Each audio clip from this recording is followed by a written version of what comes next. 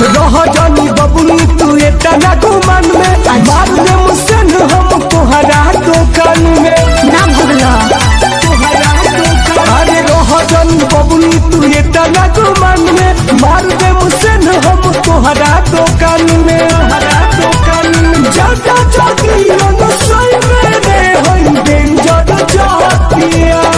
तो खाली ले बही के फेरा में रहेला साया हीरा नतिया।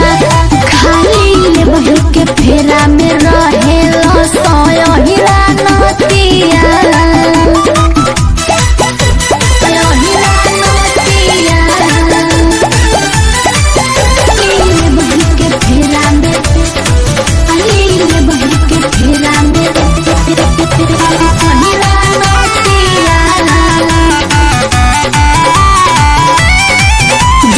जी के बदल तू गहकी रोज पेन्हबू लहंगा महंगा।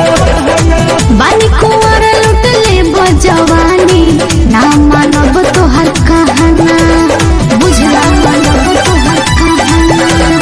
जी के बदल तू गहकी रोज पेन्हबू लहंगा महंगा। सुना बानी कुंवर लुट ले बजवानी ना मानब तोहर कहना।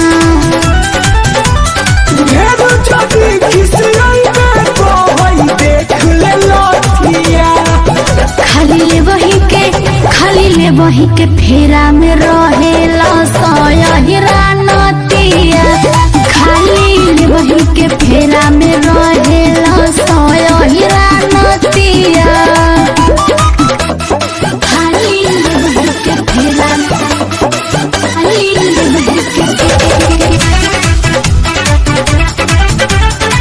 हीरा नतिया।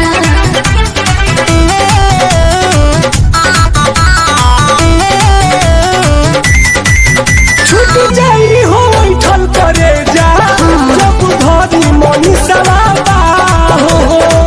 आलोक नील देख बड़े भिड़वले ढोरी पे हमरा निगाह हो। ढोरी पे हमरा निगाह हो। छूट जाई हो उठल करे जा ना भगला जब धरी दसैया बा हो। मिथुन विकास देख बड़े भिड़वले ढोरी पे हमरा निगाह हो।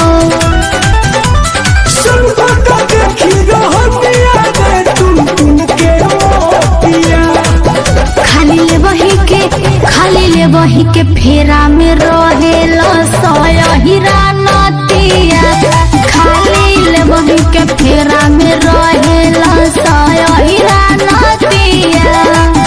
अरे रोहन बबुनी तू एतना गुमान में मार दे मुझसे न हम तोहरा दुकान में ना संग का जाता जाती न सोई मेरे होई डेंजर जातिया।